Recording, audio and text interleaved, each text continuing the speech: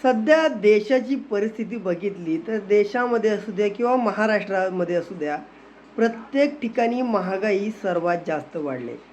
तेलाच्या किमती उतरल्या आहेत, तरीसुद्धा आपल्याला तेलाच्या किमती किंवा पेट्रोलच्या किमती कमी झालेल्या पाहायला भेटत नाही. जेव्हा हे सरकार आलं, ते सरकार सांगत होतं, जर पेट्रोलमध्ये इथेनॉल जर मिक्स केलं तर आपल्याला ₹35 लिटर भेटणार.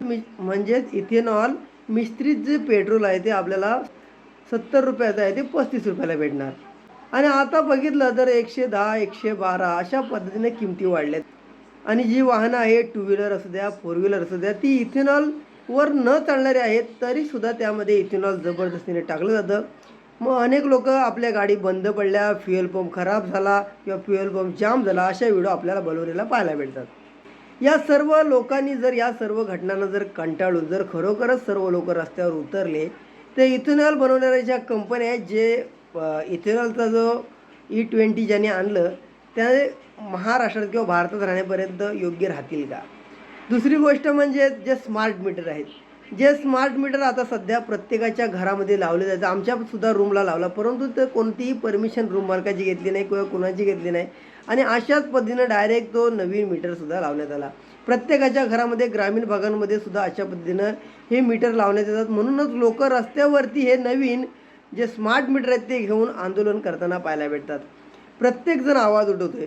दुसरं म्हणजे आपल्याला पाहायला भेटतं जंतर मंतरवरती कॉक्रोच जनता पार्टीचं आंदोलन आहे. म्हणजे कॉक्रोच जनता पार्टीमध्ये कोण आहेत, तर ज्या विद्यार्थ्यांनी नीटची परीक्षा द्यायला जे गेले होते आणि पेपर फुटला आणि या लोकांचं नुकसान झालं, त्यानंतर 15 ते 16 लोकांनी, या तरुणांनी आत्महत्या केली.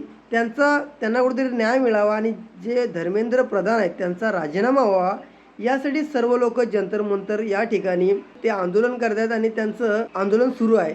पण तरीसुद्धा धर्मेंद्र प्रधान कुठेही राजीनामा द्यायला तयार नाहीत. पुढे जर गेला तर आपण आता बघितलं की ज्या स्वयंसेविका, ज्या याच्यामध्ये अंगणवाडीच्या सेविका आहेत, त्यासुद्धा मागच्या वेळी रस्त्यावरती उतरलेला आपल्याला पाहायला भेटलं होतं. त्यांनासुद्धा कुठेही मानधन भेटत नाही किंवा काहीही भेटत नाही. दुसरी गोष्ट म्हणजे ज्या खरोखरच रस्ते आहेत, त्या रस्त्यांची अवस्था पाहिली की रस्तेसुद्धा कशा पद्धतीने त्यांची पडझड, की रस्त्यामध्ये खड्डे आहेत की खड्ड्यामध्ये रस्ते आहेत हेच काय कळायला मार्ग नाही. त्यानंतर जे रोजगार करणारे जे तरुण आहेत त्यांना कुठेही रोजगार भेटत नाही. आणि सांगितलं होतं अनेक 2 करोड रोजगार देऊ, कुठेही त्या रोजगाराचं काय पाहायला भेटत नाही. दिवसेंदिवस ज्या सरकारी कंपन्या आहेत त्यांचं खाजगीकरण होतं आहे आणि कोणीही याच्यावर जर आवाज उठवला तर देशद्रोही, नक्षलवादी किंवा आतंकवादी किंवा तो दुसऱ्या देशातला आहे किंवा त्या बाहेरच्या शक्ती यांच्या मागं काम करतात, अशा पद्धतीनं बोललं जात आहे. तरीसुद्धा काही लोक हे सर्व सरकारचा किंवा असू दे किंवा प्रशासनामध्ये ज्या या घटना घडतात त्याच्यावरती आवाज उठवताना पाहायला भेटतात. तर हे असं किती दिवस अजून चालणार असा प्रश्न निर्माण होतो. त्यानंतर झालं पुढं, ज्या पद्धतीनं शिक्षणाचे दर स्कूल कॉलेजमध्ये ज्या पद्धतीनं फी वाढवल्यात, बऱ्याच सरकारी शाळा पटसंख्या नाही म्हणून बंद केल्या, परंतु त्यांचा कुठेही दर्जा सुधारण्याचा प्रयत्न करण्यात आलेला नाही. जे खरोखरच लोक कॉन्ट्रॅक्टमध्ये काम करतात, खरोखरच ज्या लोकांना 12 ते 13 हजार रुपये पगार आहे, काही लोकांना 9 हजार रुपये पगार आहे, प्रायव्हेट शाळेमध्ये 10-10, 15-15, 20-20 हजार रुपये डोनेशन भरून खरोखर शिकवू शकतात का, याचासुद्धा सरकारने विचार करायला पाहिजे. त्यानंतर शेतकऱ्यांची कर्जमाफी. शेतकरी दिवसेंदिवस आत्महत्या करतात, तरीसुद्धा देशातील शेतकऱ्यांना किंवा राज्यातील शेतकऱ्यांना कुठेही कर्जमाफी होताना पाहायला भेटत नाही. आणि ज्यांची झाली त्यांचे पैसे अजून यायला तयार नाहीत. शेतकऱ्याचं मध्ये दुष्काळ पडला, त्यांना मदतसुद्धा दिली जात नाही, फक्त आश्वासनावर आश्वासन दिलं जातं. अशाच पद्धतीनं हे सर्व पाहायला भेटतं.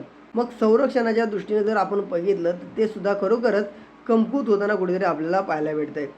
त्यानंतर ज्या ST बसेस आहेत त्याच्यासुद्धा भरत्या कुठं आपल्याला पाहायला भेटत नाहीत, ते सुद्धा कॉन्ट्रॅक्ट खात्यावरती देताना पाहायला भेटतं आहे. रेल्वेसुद्धा कॉन्ट्रॅक्टवरती देण्यात आली. त्यानंतर जे LIC होती तीसुद्धा देण्यात आली कॉन्ट्रॅक्टवरती. मागच्याच वेळी एक महिना झाला असेल, तेव्हा जी भारताच्या कंपनी होती, जी औषध मेडिकल जी बनवायची, जी औषधं देणारी कंपनी होती, सर्व त्या सरकारी हॉस्पिटलमध्ये औषध पुरवठा करणाऱ्या कंपनी होती, तीसुद्धा प्रायव्हेट कंपनीला देण्यात आली. आणि ती कंपनी प्रॉफिटमध्ये असूनसुद्धा कमीमध्ये, लॉसमध्ये या खाजगी कंपनीला विकण्यात आली. अशा पद्धतीने सर्व काही यांचं चाललं आहे. इलेक्शन म्हटलं तर इलेक्शनमध्ये सुद्धा भ्रष्टाचार होतो. त्यामध्ये कोणत्याही प्रकारचा जी पारदर्शकता पाहिजे तीसुद्धा नाही. आणि या सर्व गोष्टींना आता सर्वसामान्य लोक असू द्या, तरुण असू द्या, वयस्कर असू द्या, स्त्रिया असू द्या, या सर्व गोष्टींना कंटाळलेला आहे. आणि जर का हे सर्व लोक जर एकत्रच जर रस्त्यावर उतरले तर मग या राजकारण्यांना रस्त्यावरती फिरता येणार नाही किंवा रस्त्यावरती त्यांना कसं फिरायचा हा विचार करावा लागेल. यासाठी सरकारमध्ये असणाऱ्या प्रत्येक लोकांनी विचार करा आणि या स्मार्ट मीटर आहेत, शेतकऱ्यांची कर्जमाफी आहे, या पेपर फुटीच्या ज्या घटना घडतात, तसंच स्कूलमध्ये जे सर्वात जास्त डोनेशन भरावं लागतं आणि जे खरोखरच पैसे वाढवले जातात आणि सरकारी शाळांचा जो दर्जा आहे तो कुठेतरी सुधारण्याकडे किंवा सुधारण्याकडं लक्ष द्यावं. तसंच जे रस्त्यांचं जे काम होतं ते सुद्धा ते कशा पद्धतीनं होतं आहे त्याच्यावरती सुद्धा लक्ष द्यावं.